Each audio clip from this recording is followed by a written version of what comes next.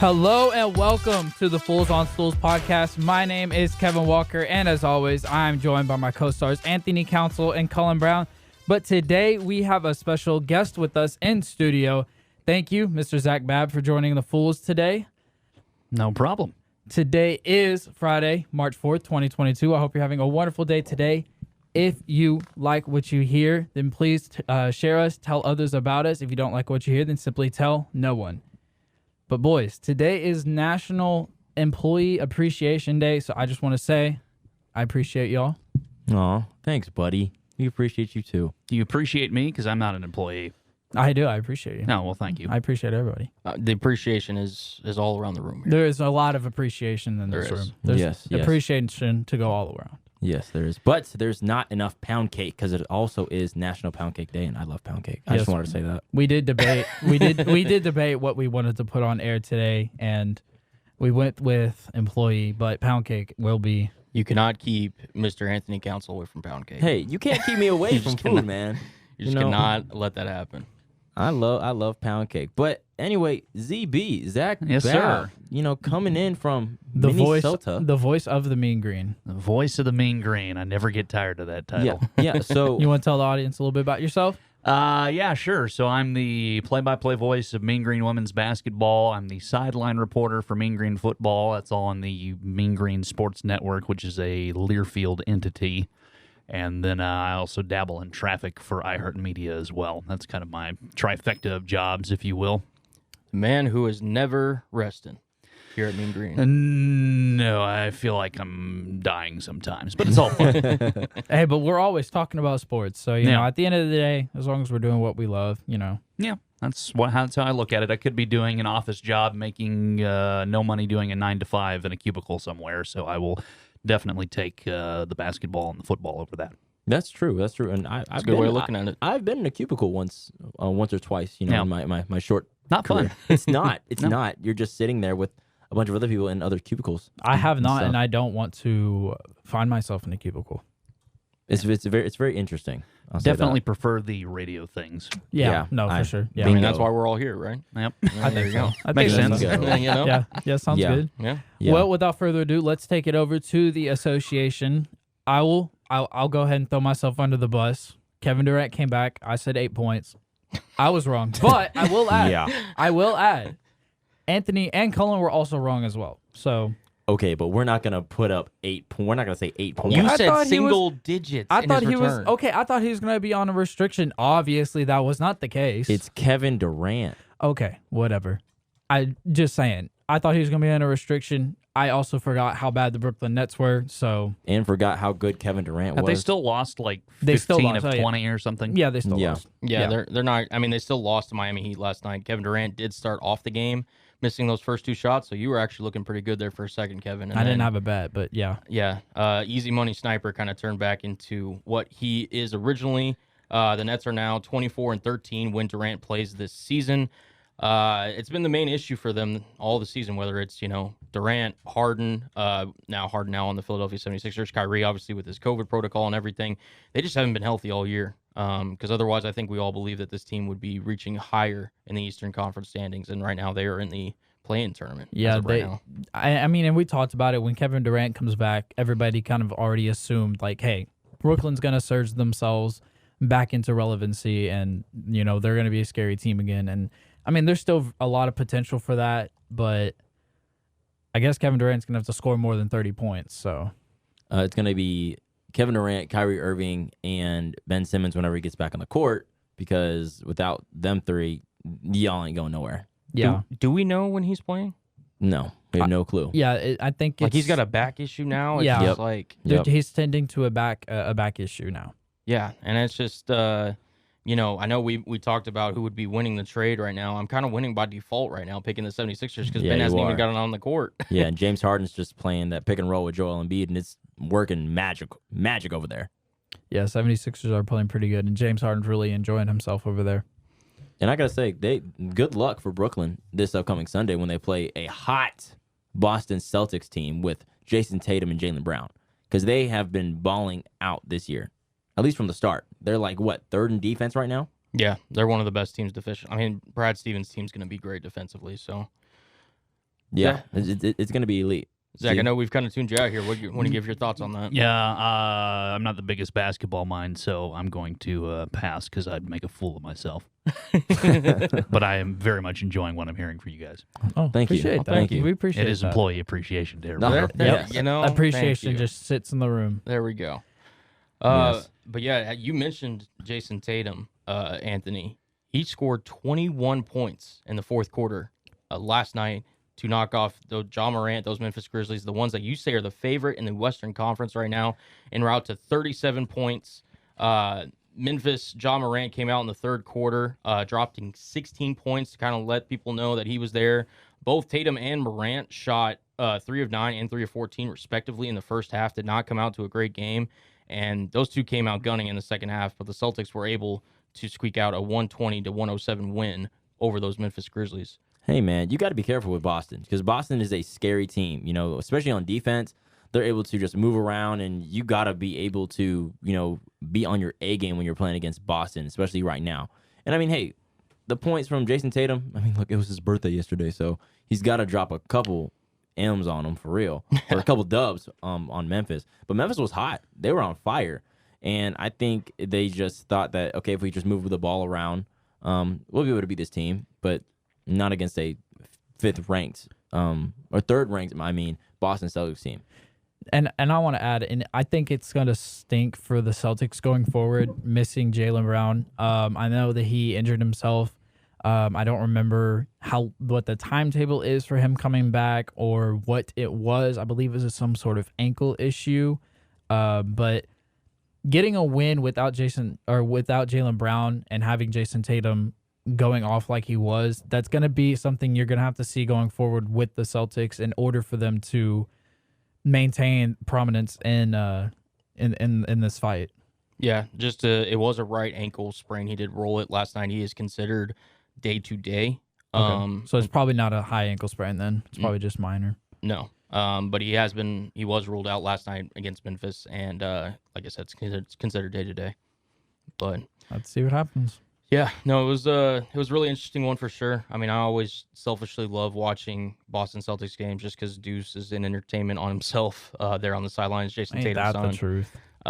They're just a well-coached team, man. They did not start off the season really hot. I think they were one of the bottom teams in the Eastern Conference. Yeah. They didn't start off hot in the beginning, but I think that pickup with Derek White was a huge jump start for them. He's averaging 5.2 assists a game now for the Celtics. And that's the one thing that the Celtics really needed was a point guard.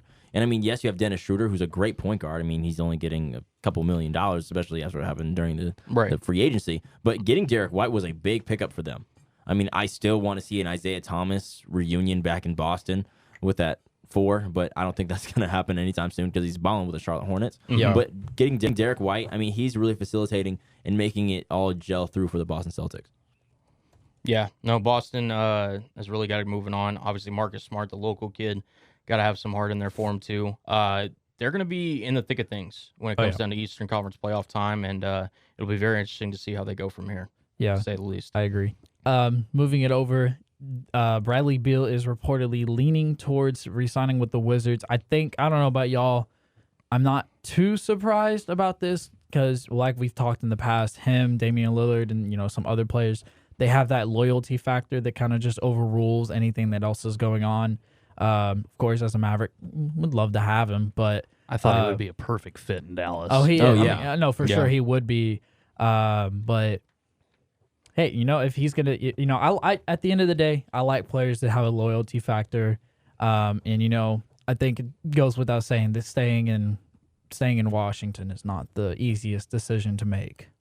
Well, I will say what could make it potentially easier is he is up for a 5-year, $245 million max extension if he chooses to sign it. Oh, yeah. Go so that get makes things your money. money. Go get your money. It might make things a little easier. He is an unrestricted free agent, but and I just want to say, if anybody remembers a few years ago, Bradley Beal was not on the map like he is today. He has really just kind of made himself known. Well, when he originally was drafted to the Wizards, he was kind of the second fiddle to John Wall. Yeah. I mean, that was John Wall's franchise and everything, obviously, before the injuries kind of took its toll, and then he obviously is no longer in Washington. But Bradley's really worked on his game. He's a really underrated defender. He can score from all three levels on the court. He can create his own shot. He can even underratedly create for others. Yeah. So he's definitely a player any organization would be lucky to have.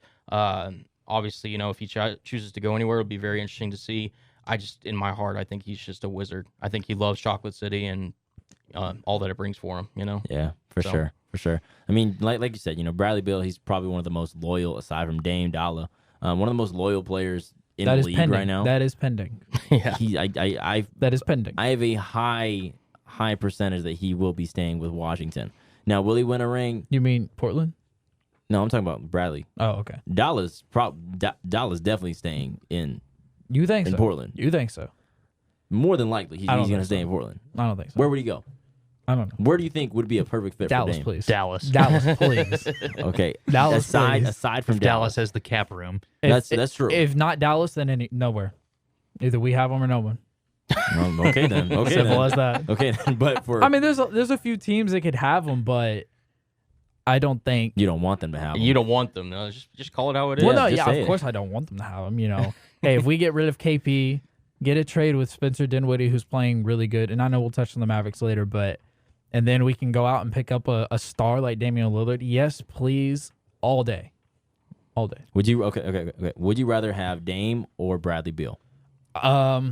Actually, that's a really good question because with Damian Lillard, I mean, don't get me wrong, Damian Lillard is probably one of the most clutch players in the league right now.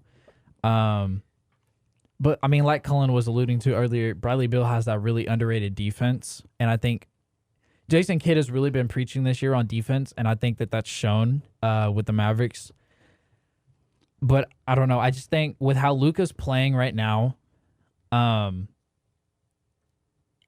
think that if you bring in Damian Lillard, then that kind of I think there's room for potential clashing between them two, and I think Bradley Beal would fit better. Yeah, no, I just to add on to your point, whoever Dallas brings in, if they were to hypothetically bring in one of these two guys, they'd be second fiddle to Luka, right? Oh, So Luka, right. Luka would for sit sure. there and run the offense and everything. And what you don't want Luka to have to do is focus too much energy on the defensive side because of what he gives you on the offense, running, essentially that whole show there.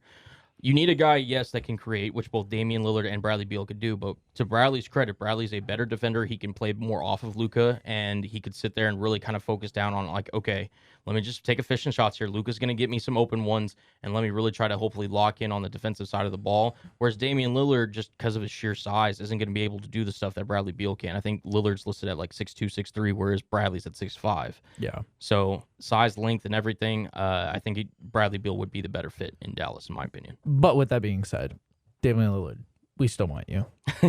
Or Bradley Beal? I mean, if he's going to sign with the Wizards, which is literally what we're talking about, then good for the Wizards, and I think that could be potential building blocks for that organization. I think the Wizards are definitely one of those teams that everybody could say, hey, they have not made the best of decisions in the past few years. I'm not going to say they're as bad as the Kings, but, who is. So, I mean, I think by signing Bradley Beal, you can really do something in that organization to, give some hope, give some hope going.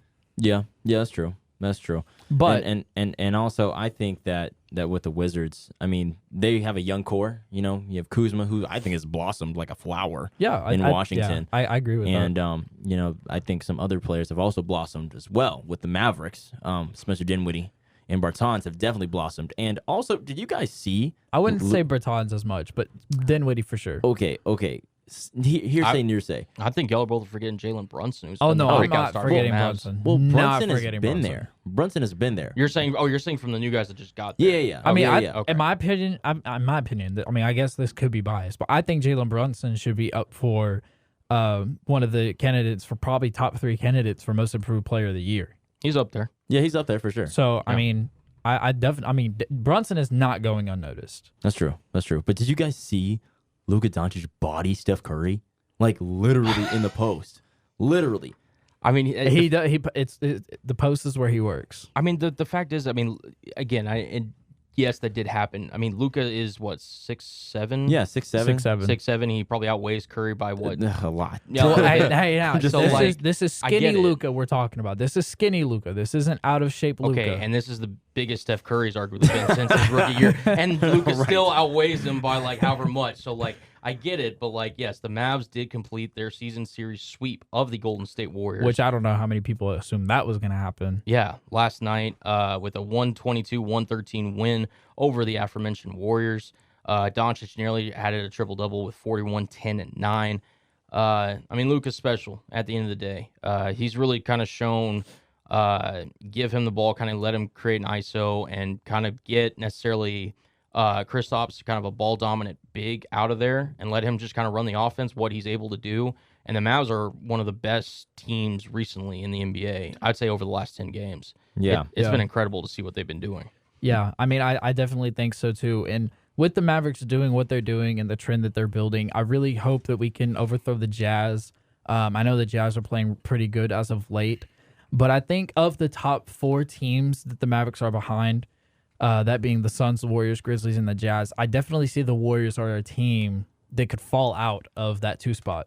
I think either the Jazz or the Grizzlies could overtake them. I don't think at the end of the year that the Mavericks are going to jump any higher than 3, but I do think that the Mavericks could creep their way out of that 5 spot. Just real quick before you go, Anthony, they are 2 games behind Utah right now for that 4th spot, and then they're 4.5 games out of Memphis for the 3 spot. Yeah, and it was a shocker because Steph Curry didn't even attempt a jump shot in the 4th quarter. Which that's the first time in his entire career that has ever happened. I mean, Yeah. I can understand that because Jason Kidd, like you said, Cullen, it's all about defense. All about defense.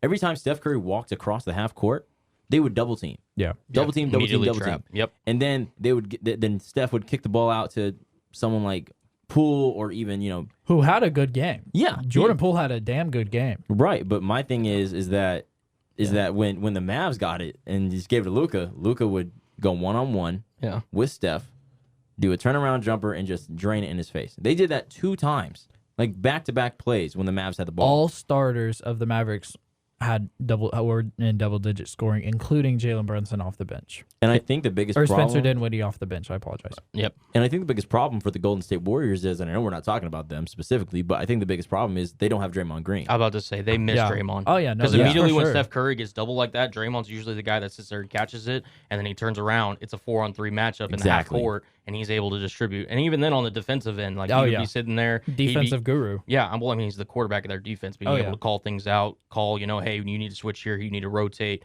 this, that, and what have you. For their sake, I hope he gets healthy. I mean, Draymond's a great player in the NBA, so hopefully he's healthy come playoff time around anyway. Yeah. But, I think the Warriors definitely missed him last night. Look, they need I think Draymond Green. They've Oh, missed absolutely. him over this 10-game stretch for sure. Mm-hmm. Absolutely. 3-7 in this 10-game stretch. Yeah. Because, I mean, it wasn't like they shot the ball bad last night. I mean, the Warriors shot 54% from the field, 50% from behind the arc. So, I mean, those aren't bad numbers. You'll live with that. It's if you're just the that Golden State defense that that they're gonna have to pay for. Warriors. Right. And they may pay for it in the playoffs. Absolutely. Because we'll see what happens in the playoffs. Because if they don't get Draymond Green back in the playoffs, ooh, it's going to be barbecue chicken, baby, for the Warriors. I mean, currently it looks like the Timberwolves are gonna be playing the Warriors. You got Timberwolves over the Warriors, if that were to match up. It depends on if Draymond Green comes back. I don't. The Warriors got it. I think the Warriors have it regardless. I think if Draymond plays, it's done in 5. If Draymond does not play, it's like a 6 or 7 game series. Yeah, and I would love to see Anthony Edwards in the playoffs. Absolutely. Now, how do y'all feel about them Clippers? The Clippers are a scary team. The best team in LA. They're a scary team because when Paul George comes back, I don't know if he has a scheduled date of coming back. I don't believe he does at the moment. I don't think there's any scheduled date of him coming back. Okay, either But- way, the Clippers are scary. They're still playing really good. They got a lot of young talent, and Reggie Jackson is part of that talent. Yeah, absolutely. Reggie Jackson and that whole entire squad is just they are a scary team, and teams are gonna have to watch out for them. I because- definitely think they could creep Yeah. up. Yeah, it's, as of last week, it was making progress.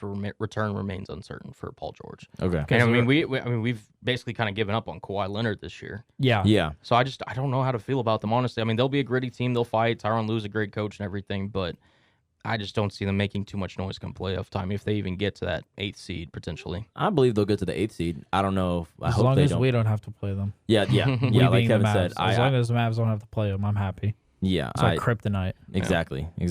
That's the biggest thing. But let's move on to some NHL. Let's bring Zach back into this conversation. Let's bring Zach. I was back waiting in for here. a Rockets mention because I grew up in Houston, and Okay. I was like, "All right, okay. what's the news about the worst team in the NBA?" Okay, Zach. So I looked up the Rockets. I was like, okay, they got to have something. I'll mention it. You know, they got some young core athletes. They got something. Saw and I was ESPN like, drop some Christian Wood article today that I haven't read yet. I was like, funny. you know what? I probably should mention that they're on an 11-game win streak or a losing streak. Oh, didn't they lose to Man. Orlando the other night? Yeah. Who's also awful. Yeah. Yeah. Well, Orlando's It's just not after the whole James Harden thing. This is where basketball for me, NBA basketball. I soak in college stuff, but NBA basketball, I'm very much I pay attention to my team, and that's about it. Yeah. Right. So when the Rockets are good, like when we had Harden and when we had Chris Paul, and even before that Dwight Howard, I was locked into the NBA. Yeah. Oh yeah. And so, but now that the Rockets are poo, it's kind of hard for me to pay attention. I mean, you got. Well, you those- also lost Travis Scott. So yeah. Oh my goodness. Yeah, that's true. He's a Brooklyn Nets fan now too. Oh boy. Yeah.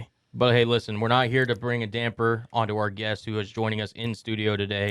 Let's talk some NHL. All right. What do you want to know? Honestly, let's just get your general consensus on the Dallas Stars because I mean, like you said, it's your first time on the show, so just kind of throw your thoughts out there. What do you think? So for the Stars, it's such a frustrating season because it's a team that's up and down, and they're right on the bubble, and then they're not, and then they are again, and then they're not. And part of me is just like the future's bright. You've got great young players like Miro Heiskanen and Jason Roope Hintz, Jason Robertson, who should have won the Calder last year.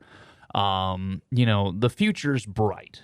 But you've got fat contracts with old players. Now, don't get me wrong, not all of them are bad. Joe Pavelski's leading this team in scoring, but you don't have the usual, Jamie Benn output. He's on pace for his lowest point total of the season. Tyler Seguin's not playing up to the Tyler Seguin level. I mean, they're both on the back end of their prime now. So part of me just wants to, I think they'd benefit from a blow-up of just trading away all the old guys, collect some draft picks, and rebuild.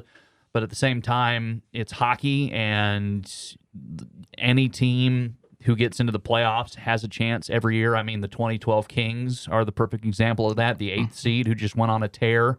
I think the 2015 Predators were the same thing, where they were the 8th seed, and they made it to the Stanley Cup final. So, on one end, I'd love a blow up with the Stars. On the other end, I'm like, let's see what this little ship can do. Yeah. So it definitely does feel like that. Like, let's see how far this broken ship will go. let's see how 38-year-old Joe Pavelski leading us in points can work out. Yeah, I Right. mean, it kind of sucks, and I think we've kind of teeter-tottered on the whole let an old guy do good and then trade him away system for a while. But Yeah. I think to get rid of Jamie Benn and Tyler Seguin would be huge. I mean, either way, it would be. I think I could see getting rid of Seguin. I don't think they ever get rid of Ben. I mean, I think Ben is a star for his career. Yeah. But at the same time, it's like some of those other contracts, and I don't understand why in the hell they signed Ryan Suter to a 4-year deal. That was the most ridiculous offseason move for me. They signed him at like $3.5 million for 4 years, and he's 35. That's a bum contract. I mean, maybe That's going to look bad by the end of next year. He's got to be doing something in the locker room we don't know about. I guess so, but man, it does not show up in the point totals. I mean, hey, maybe he's just trying to get his money. So yeah. So Do you think good that on him for signing a deal that was worth $3.5 million when he's 35? So good Yeah. for him, I guess.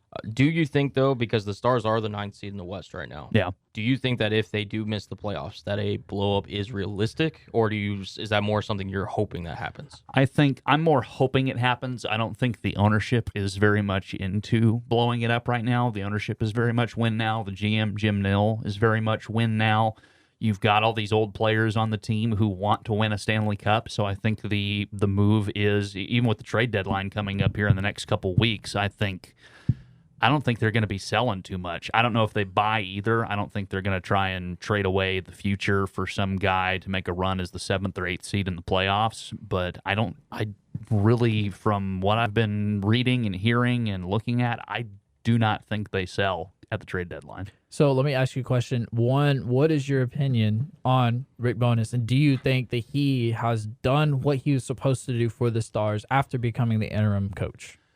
I think Bones is a great guy. Everything I've heard about him in terms of how he treats players, how he treats the media, I think he's an excellent human being, so don't get me wrong. At the same time, I think his style of coaching is over in the NHL. I think he's an old-style coach. He's very much defense first, which is fine if you can counteract it with some offense, but they can't. They're one of the lowest-scoring teams in the NHL right now. So I think his kind of approach to things, this defense-first mentality, is not really a suitable way to run an NHL franchise in today's day and age, when it's very much who can score the most. Can we get a 50-goal scorer on the team? Stuff like that. That is just, I think his time is gone. And I think he was a great interim head coach. I mean, he had that run at the Stanley Cup final. I would have loved for him to have gotten that 2020 Stanley Cup and have him ride off into the sunset, because he's never won a cup before, despite being in the NHL for 30-something years. But at the same time, it's kind of like I think his time has passed, and it's unfortunate for him. But I hope they get a new coach next year. So, and then I have another question. With Bishop going, retiring early, and that whole thing happening, do you think the Stars have done good with their goalie situation? And how proud are you of the Stars for getting Ottinger?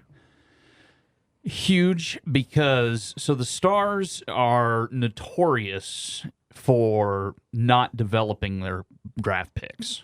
I think with Bishop gone, I'm very happy with Ottinger. I mean, that is, to have a young goalie come in of that caliber who's playing at the level he is right now is huge for your team, because it's like the quarterback in the NFL. In hockey, if you do not have a goalie, you are not going to get far. It's not everything like it is in football, because we've seen the Montreal Canadiens, who had Carey Price. Carey Price won an MVP award for them, but the Canadiens still haven't even sniffed a cup except for that weird run they had last year.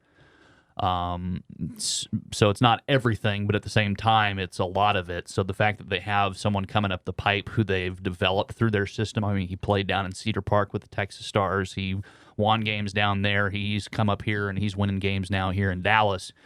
And so I'm very proud from that standpoint, because there was a time, pretty much my entire childhood, where the Stars could not develop draft picks. I mean, you look at high round guys who they've taken over the years, and you're like, who is that? Who is Todd Harvey? Who is Igor Shesterkin? Who is, whoever else, who they've picked over the years. But Jason Botterill, I don't know why that name just popped into my head, but he was another first rounder that didn't do anything. So very happy to see them develop goaltending talent. That's been a long time coming. They haven't done that since Marty Turco came through the system in the 90s.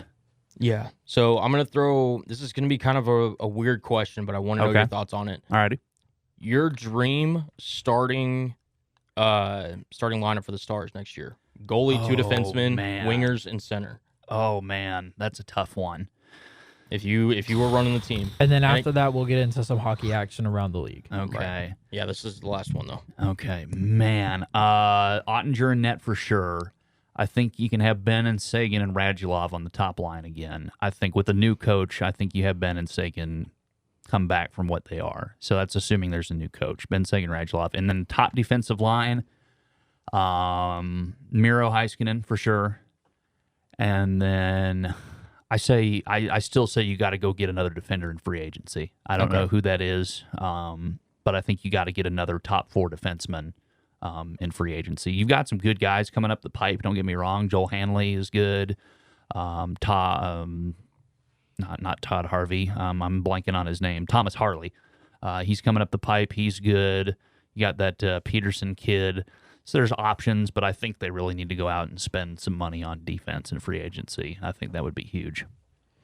So I know I said we were going to take it around the league, and we are, but staying with the Stars are getting set to play your Minnesota. Well, Yeah. I mean, I guess depending on how you want to divide that. Yeah. My home state team that I don't follow. Yeah.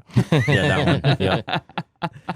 Yep. Yep, Stars and Wild on when is that, And Sunday? they're currently beating the Jets 1-0. Yes, as we record, they're beating the Jets 1-0. Minnesota is a good young team. Minnesota's going to be good for a while now. They're sitting at third in the West or in the Central at the moment, but I think they could jump St. Louis for that top seed. So it's always good, and man, because the old connection of the Dallas Stars used to be the Minnesota North Stars. Every time there's a game in Minnesota, man, the Minnesota fans still hate Norm Green for moving that team out of Minnesota, and so they let you know it anytime you are there. So always makes for a good trip. The Minnesota trip's always fun if you're a Stars fan. Gotta love it. We also want to bring it to another matchup: the Red Wings and the Tampa Bay Lightning. The Lightning are the defending Stanley Cup champions. Two-time defending Stanley Cup Two champions. times, yes. A Back to very back. good team. If you could just talk about briefly, what do you think makes the Lightning such a great, just overall team in terms of their execution, their coaching, their lines, everything? What do you think is their biggest key to success? I really think, and this is where I start off with goaltending again, and I think they've got one of the better goaltenders in the league. He's not having the maybe a Vezina caliber year right now, but I think it starts with Andrei Vasilevsky in net. If you can have a solid goaltender who can put up a .920 save percentage, and I think he's rocking a 2.32 goals against average, you're going to win some games. Because what does that rank in the NHL? It's 9th in the NHL, yeah, both in save percentage and goals against average. So it's not like it's going to win him a Vezina this year. But when you have solid goaltending as a foundation, you're going to do a lot. And then they just have so many great players on their roster who can score. I mean, you still got an aging Steven Stamkos who has 60 points this year. That's more than anyone on the Stars has this year.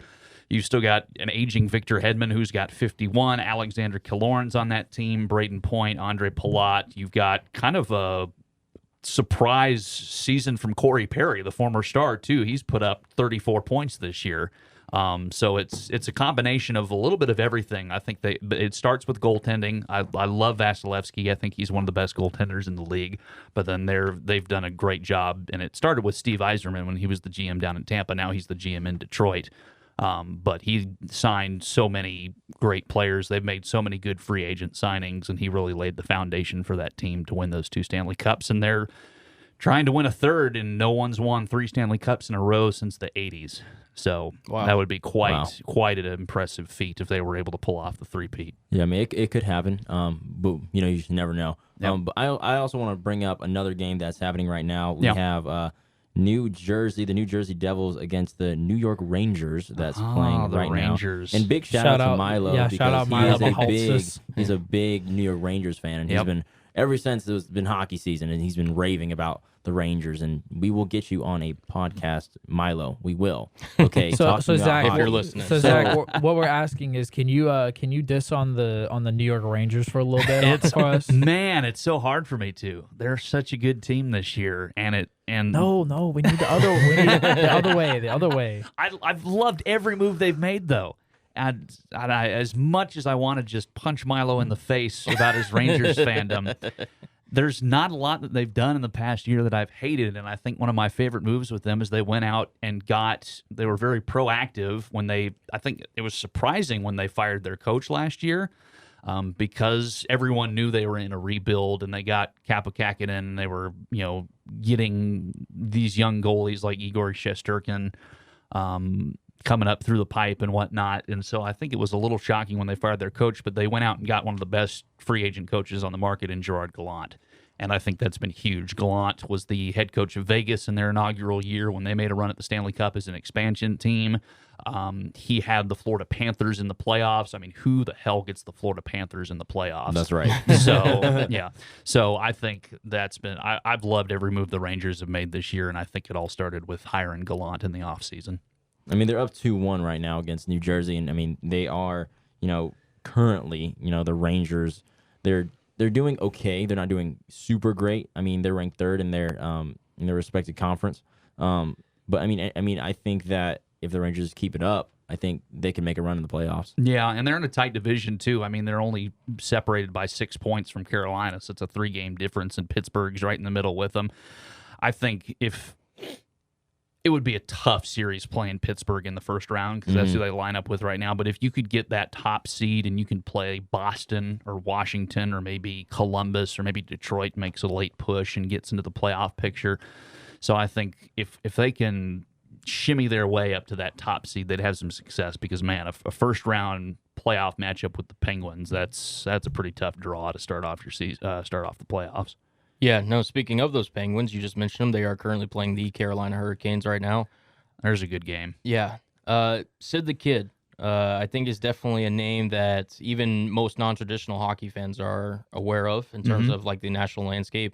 Can you just talk about kind of your thoughts on Sidney Crosby, Yevgeny Malkin too for the Pittsburgh Penguins, and just kind of like their whole kind of career trajectory and how it's kind of fed into this season? Yeah, I mean, Crosby's going to go down as one of the greatest players to ever play, and I harped on him at the beginning of his career because when he first was drafted by the Penguins, everyone was like, "Here's the next Gretzky," and I've always been like, "Let's tap the brakes on calling people the next Gretzky or the next Jordan or whoever." But he's not going to be Gretzky, but he's still going to be one of the greatest players to ever lace up the skates in the NHL, and the fact that he's still producing at the capacity that he is. I mean, he's 34. His career is winding down, and he's still second on the Penguins this year in points with 52. He's only behind Jake Gensel with 55 right now. So the fact he's still performing at this age, I mean, it's going to be like Alex Ovechkin, where it's just, are they ever going to stop? And seemingly they don't. And once again, you can count on the Penguins to be in the race every year because you're always going to have Sidney Crosby, who's producing points no matter what's going on. Yeah, I mean, Sidney Crosby, he's one of the greats, in NHL. I mean, with 499 career goals. Yep, over sitting right there at 500. Over a 17 NHL season.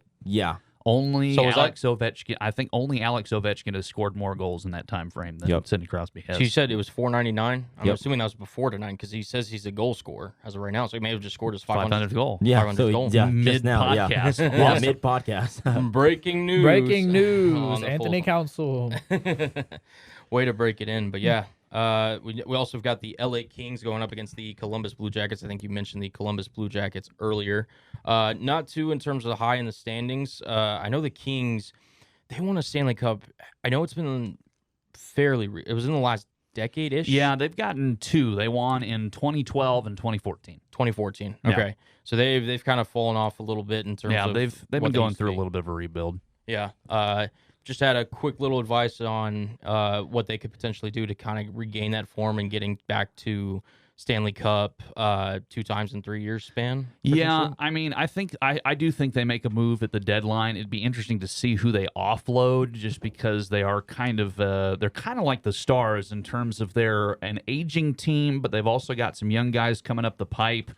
I mean, you look at goaltending, and Jonathan Quick's just not what he used to be. I mean, he's still a great goaltender, but I mean, he's only rocking a 2.67 goals against average right now. He's in 27th in the league in save percentage. He's 36, so I mean, he's getting up there in age, but I think they're getting at the point where they are going to need a new goaltender. I don't think they make that move at this deadline, though. But at the same time, they're second in a very weak Pacific Division. So they'll get a good playoff spot this year. They'll probably be buyers at the deadline, but I think long-term success is they're going to need a replacement for Jonathan Quick. Yeah, definitely. And Zach, I was just wondering, we talk about, especially recently, we talk about a lot of UNT basketball, men and women's.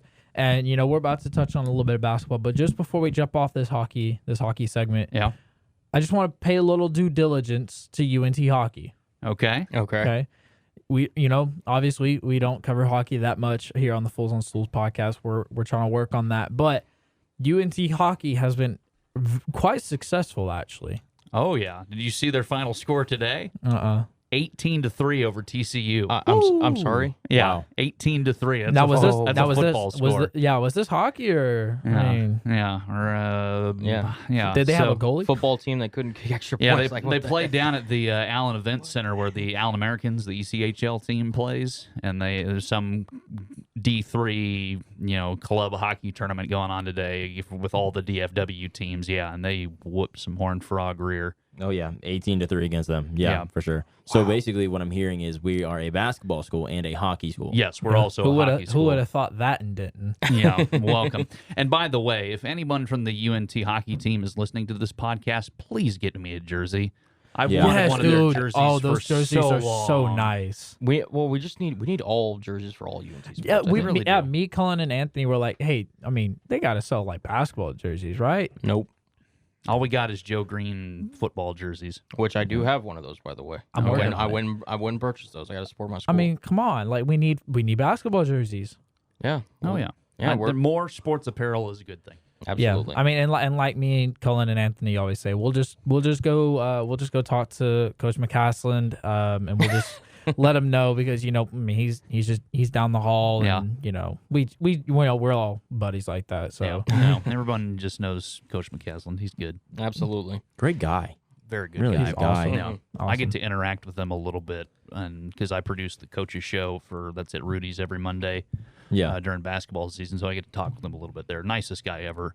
Do we have time for a quick Grant McCaslin story? Absolutely. of course, Okay, so I will never forget to this day, what literally the day after I graduated UNT, there was the New Orleans Bowl that we were playing in that day. So Dave and Hank, who do football and men's basketball, they had to go down to New Orleans to call the New Orleans Bowl. So that left no one for a road game in San Diego that day to go do play-by-play for it. They were playing the University of San Diego out in San Diego that night after the bowl game. And so they were like, all right, Babb, you just go call the men's basketball game, hop on the plane with them and call that while we call the football game. And so I got to go do, and this was McCaslin's first year. Wow. And I got to go do that game. It was our first because we had come from the year before that was the Tony Benford era, and we were one of the worst teams in the nation on the road, which is ironic now because we're the only team in the country that hasn't lost a road game this year. oh yeah, Still got one Yeah. more tomorrow. But so we went in that game expecting to lose. We rally back, win in overtime. I get to interview McCaslin after the game. To this day, McCaslin goes, "Hey, Babb, remember San Diego? That was so much fun." that's awesome. Every time I run into him, because I bumped into him a couple months ago on the square. I was just like going to LSA or something, and I turned the corner. There's Grant McCaslin. He's, "Hey, Babb, how about that San Diego game?" Nice. I'm like, "Okay, man." Still remembers it to this Still day. remembers it to this day. So yeah, he's a great guy. Yeah, and definitely I think we can safely say the spearhead of the UNT's turnaround, as you mentioned from the previous oh, area. for sure. Oh yeah, the Tony Benford era. I got here in the Tony Benford era, and that was not fun. Yeah. Not pretty. Yeah. No. Safe to say we're pretty spoiled as students at UNT right now. Yeah, just a little bit. Hopefully we Just a don't. little bit. Hopefully we don't. This is a weird era because Hopefully we don't lose the McCaslin era though. yeah, hopefully not. But like for you three who have come in and know nothing but moderate football success, and I mean, really, moderate. moderate Okay. moderate football success. Hey, when I first got here, we went 1-11. Yeesh. So I came into UNT knowing the sports were awful and the basketball team was awful. Both basketball teams were awful. My first year, we were 12-20 in men's basketball. We were 5-24 in women's basketball and 1-11 in football. Sweet mother of peanut butter. So y'all are spoiled. I'm just going to throw that out there. Yeah, I Yeah. mean, There you go. the year There you before I go. was gonna come to UNT, they literally made an NCAA conference bid, and I was like, hold on, I might have been making the right choice all along. So, well, I mean, we're already talking about college basketball, but let's talk about something that I know none of us in this room can afford. I mean, there's a lot of I don't things, think my but There's a car- lot of things. specifically. Yeah. I don't what think. you're I mean, hold on, talking but I don't This think. is a room full of college students and recent graduates, right? Yeah, Thank I mean- you. Thank you. I Thank mean, you. so Coach K, I mean, I think just about everybody in the world knows who Coach K is. So the last home game for him and Duke is Cullen. I'm assuming you have this number pulled up for me. just under $6,000. It's about 5 G's. yeah. Let me Like, just go it's- sell my car. I bought my for one ticket. I bought my first 2 cars for less than $6,000. Right. I mean, right. it's absolutely incredible. It's obviously Coach K's final home game before they get into tournament time and everything. What if he's just like, "No, I'm just kidding, guys." Yeah, average. And he's By just the like- way, I'm out of retirement. Yeah, at the end of the game, he's just like, Yeah. "Actually, we're doing one more year." So the minimum ticket, which I just found this out, $3,690. Oh yeah, that They that's get not you a bad. nosebleed seat at Nosebleed Cameron seats. Indoor. Yep, Right. exactly for Right. $3,690. And You think Jeez. students still have to pay? they've got to. There's no way that they're like, Let's reach out to some Duke students. I mean, it's There's- Coach there's- K's last game. yeah. I mean, Have you seen what the students are doing though to get in? Because there's only I didn't know this until I was reading an article on it earlier today. There's only 1,200 student seats at Cameron Indoor. Yeah, right. Yeah. So Oh boy. yeah. students for the last 6 weeks, I kid you not, the last 6 weeks since January 23rd was when the first tent was pitched outside of Cameron Indoor. Wow. And there is a line right now outside of Cameron Indoor of 70 tents. And there's a whole process to how you get into this thing. You have to it's insane. You have to answer the questions on this quiz to be able to get your tent to set up outside of Cameron Indoor. And if you get your tent set up, someone has to be at your tent 24/7 to be able to maintain your spot in this line for students to get into Cameron Indoor for this game. Wow. I mean, I've been to Cameron Indoor, met Coach K in person for a basketball camp. humble Hella flex. jealous. Oh, it was amazing. Yeah, just throw it out there. Humble flex. Never You know. said it to us before, but that's all good. Just drop know. it on the podcast. You know? I'm just saying. I'm trying to find a picture too. But yeah, I mean, I'm not surprised. Cameron Indoor is so nice to go to, and I mean, for Coach K's last game, yeah, it makes sense. Yeah. Those tents are Would you camp out in a tent for 6 weeks to Oh, see for Coach K's K's last game? absolutely. Okay. You know how fair long, enough. You know how long that line was when I was like 17 years old, just to go see Coach K and shake his hand. That line was long, and there was like hundreds of kids at that basketball camp. It So was this insane. has been this tent line thing has been going on for years. For years now. I mean, like, this is nothing new. Oh yeah, camping Yeah, outside. camping outside of Cameron Indoor. There's nothing Yeah, new. there's nothing I've- new with that. That's been going on since That is ridiculous. Duke became a school. But yeah, but there's no student tickets. You got to be there. the intensity that it's ramped up to for this final game is insane. yeah. My thing is, how is I need a picture. of how is Duke going to be after Coach K retires? That's my biggest question. Don't they have his successor already picked out? I They think do. so. Yeah, I think so. Yeah, they have a successor. Yeah. and I mean, he's a great guy. Met him too, actually. Slight flex, but I swear. met him too. He coached our little team, which is really cool. He's a great coach. I just hope that it doesn't turn into what. And there's no hate on North Carolina. John Shire. Yeah, Yep. John Shire. Yep. But my thing is, I just really hope it doesn't turn into how North Carolina's doing right now. Nothing against North Carolina. I mean, hey, look, I'm North Carolina till I die. That's for one. But just how they're doing right now, North Carolina, it's not looking pretty. I mean, listen, it's hard. Let me put it to you this way: like, if you're sitting there and you go to like a Rolling Stones concert, you don't put somebody on after the Rolling Stones because No. you just can't top it. So you're Right. saying they should just get rid of Duke basketball altogether? I'm just saying, like, I would hate to be the guy that would sit there and be The amount of Successor. pressure on John no, Shire's right. shoulders Oh, yeah. is Right. going to be insane. But at the same It's time, just- I don't think their recruiting is gonna be the same either.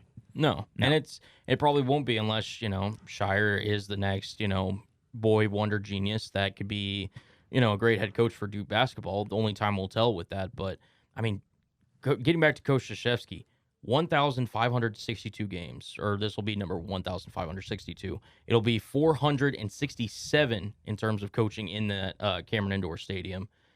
Truly remarkable. I mean, And 46 years of head coaching. yeah.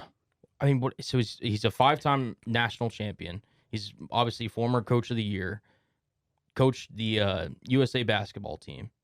I mean, he's in terms of, because in college basketball, coaches are more well known because they are kind of the one constant there with players consistently, coming and going and leaving and everything. But Coach K, you could argue, has been, at least in my lifetime, the biggest brand in college basketball outside of the actual team. 100%. And 100%.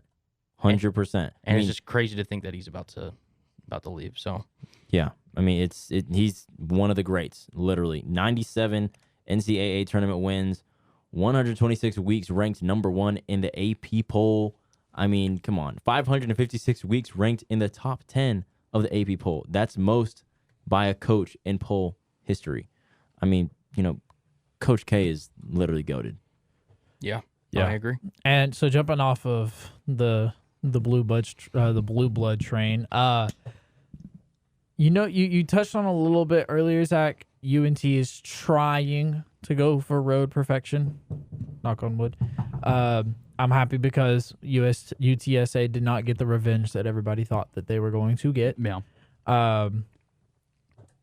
Yeah, very happy about that because I did not want to hear about that. But do you think it's possible?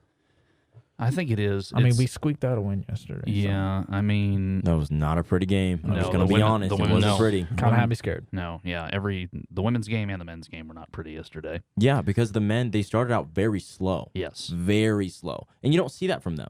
I mean, even when they put Tyler Perry in the game, which was within probably 3 minutes of the game, Yeah. it was very slow. I mean, Yeah. UTSA, they were I wouldn't say they were on a hot start, but I mean, they were just not shooting from the outside, but getting mid-range shots, which was very easy for them. Yeah. And on a defensive end, UNC it didn't look like they were there. Yeah, and I think, it doesn't help that you're playing UTEP is pretty good, but UTSA is just like when you've locked up the conference and you're coming off that win that clinched the conference against Louisiana Tech, and then you got to go play one of the worst teams Right. in their barn.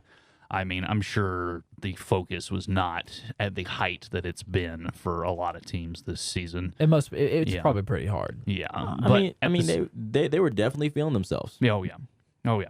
So we'll see. Hopefully they can go for perfection tomorrow. I don't even know. Does anyone know the last time that a team went the entire season perfect on entry road games? That in would the NCAA? be our main man Cullen over here. I'll Stats man. look it up. I'll look Okay. it up. All right. But for right now, let's Is that just in Conference USA or is it just all in of general? of college athletics, I think. Yeah. So just to revert back, you said the women they also squeezed out a win. I mean, you're the voice of it all, so let's hear what you got to say. Man, so the women's team, that game last night took years off my life as I was calling that game because it was so much. We started off so great, and it was like, okay, we're going to blow these guys out of the building again because we went down to their place in early February and just beat them like they stole something. But it was not fun to watch because suddenly from about mid-second quarter on, we couldn't get a shot to land, and they were hitting everything. I mean, they hit a buzzer-beating 3 right before the half that was just like you knew out of her hands it was going in. And so it was like watching this big snowball rolling towards a village, knowing the village is going to get creamed, and at the last second, we went on a 9-0 run, down 7 in the last 3.5 minutes, went on a 9-0 run to win by 2. Wow. And barely eked it out and kept us in the West Division race because now tomorrow we'll play for the West Division title. If we win and Louisiana Tech loses to UAB, we're West Division champions. But at the same time, if we hadn't have won that game, I wouldn't even been talking about that for tomorrow's extravaganza. So, yeah, that was a very tough game to call yesterday. Yeah. On the women's side. To answer your question, Kevin, it was Gonzaga last year. I can't believe I forgot they went undefeated and made it to the national championship game. Oh, yeah, that's And right. then- I and- completely Yeah, forgot the about that, Zags. too. It just completely mind blinked my mind. Want to get your thoughts on this, Zach, because it is senior night. They'll be honoring 6 graduating seniors before the game. Rihanna Carter, Amber Dixon, Ali Gomez, Trina Mims, Emma Villas Gomez. I apologize for No, mispronouncing it's these names. just Emma Villas. She just goes by Villas. Okay, Emma Villas, and then Madison Townley. Yep. Could you just talk about, because I know you've been covering the women's games now for a good amount of time, could you just talk about, those lasting legacies that these seniors have left on this women's basketball program? Yeah, it's going to be tears will be flowing for everybody tomorrow, especially for Maddie Townley, because, I mean, she's been the heart and soul of UNT women's basketball since I've been here. She's been here as long as I've been here, which is stupid. She's in her 6th year with the program. So she's a vocal leader on the floor. She is a defensive great. She will take a charge like nobody's business. If it breaks her face into two pieces, she will take the charge anyway. So it's going to be really weird not having Maddie Townley on the team next year. Trina Mims was always a walking bucket. It'll be sad to see her go. Emma Villas came over from Texas Tech. She's been pretty much a role player since she got here, but extremely nice, extremely easy to talk to. One of the best interviews I've ever had has been with Emma Villas. So she'll be gone. Ali Gomez, we've only seen her for a year. She came over as a transfer from Fresno State she's from Irving, so she used her COVID year to be closer to home. For one last go around. She's got a motor that does not stop, and it's been fun to watch her this year because especially after we lost Nia Boyd, she transferred to Oklahoma State. You're kind of wondering who's going to be that motor in your offense, and it became Ali Gomez instantly. So only got to see her for a year, but it's going to be sad to see her go. Am I missing anybody? So you got Amber Dixon and Rihanna Carter. Rihanna Carter's a graduate assistant. She doesn't play. Gotcha. Okay. So yeah, but she's being honored as well because it's her last year with the program. But then Amber Dixon, very used to seeing Amber Dixon torch North Texas because she started out at Louisiana Tech. Right. Her career high, still to this day, of 27 points came against North Texas back in January of 2020. So usually when I talk about Amber Dixon, it's, wow, Amber Dixon dropped 800 points on us tonight. But having her on the team this year has been very nice. She's essentially been the sixth man. She's been the first off the bench, provides awesome minutes, is a zone killer. Anytime teams are so forced to run either a modified zone or a pure man defense against us whenever Amber Dixon's out there because she is a zone killer. I mean, you get her in the mid-range jump shot area, she's just knocking down everything. So only got to see her for a year as well because she's from Arlington, came closer to home for her COVID year. But yeah, it'll be really different not seeing all those players on the team next year. So with you being the kind of, the inside guy and know more than what we do, knowing head coach Jaylee Mitchell what does the future hold for women's basketball next year and going forward? They've got some good recruits. They got a solid recruiting class. It's not the top in the conference. I want to say it's third, but don't hold me to that. So the future's bright. I mean, they just gave Coach Mitchell a contract extension in the offseason, so she's locked up through 2025, I believe, either 2024 or 2025. So, I mean, it's the Jaylee Mitchell show for the foreseeable future. She's great with people. I think she surrounds herself with great assistant coaches who know their roles and know what they need to do. So I think the future is bright. It's going to be interesting to see. There's a lot of big names that are being replaced next year. You mentioned Ali Gomez and Amber Dixon who are leaving this team. I think I don't know the recruits well enough to see if they can make an impact instantly. I feel like you may have to go to the transfer portal again, and they did a good job of that in the offseason. I think that's one thing that Jaylee has going for her as well, is she's gotten pretty good with the transfer portal and finding players who can fit in, even if it's only for a year or so. So I think the future's bright. Maybe rebuilding a little bit next year with just how much that you're losing. But at the same time, I don't think it's like a bottom out by any stretch of the imagination. I think they'll still be very competitive. In your estimation, because you just spoke about the transfer portal and everything, is there anybody potentially on the roster, like a younger star? I mean, obviously Quincy, I think, is obviously not graduated and everything, so she'll be back. Yeah. Could you speak of any underclassmen that might be taking up a bigger role next year, barring, any transfers coming in? I think Kendall Magruder is probably your biggest one. She plays out there a lot in extra minutes, and she's got a great three-point shot. I think you need her to limit her turnovers a little bit more compared to what she's doing now. But again, she's only a freshman. But she has got a high-arcing, beautiful three-pointer that I'm envious of. And it's, I think she could be a huge role player, especially when you're losing someone like Ali Gomez and Amber Dixon who can both hit threes. I think having her coming off the bench, or even she may even start next year for all I know, would be big for this team in terms of someone stepping up from last year's roster. Anthony, you got anything to add? What do you think? What do you think is going to be the key to win tomorrow for the Mean Green? Foot on the gas. I don't think you can let up. This is a UTEP team that is not very good. They've lost 8 of 10 and 6 of 7 coming into tomorrow's contest. They got blown out of Tudor Fieldhouse down in Rice Yeah, they last did. night. Yeah. I think it was 82-62, so they Yep. are fumbling every which direction, and I'm afraid that this could become like the UTSA game where they get a little overlooked because they're so bad. But at the same time, I think there's a little more to play for now. You know, if you win and Louisiana Tech loses, you get the top seed in the West Division. So I think you just got to come out. You got to come out hard and not let up. Yeah, for sure. All right. Well, that is going to do it for hour 2. Thank you, Zach, for coming on to the show. No problem.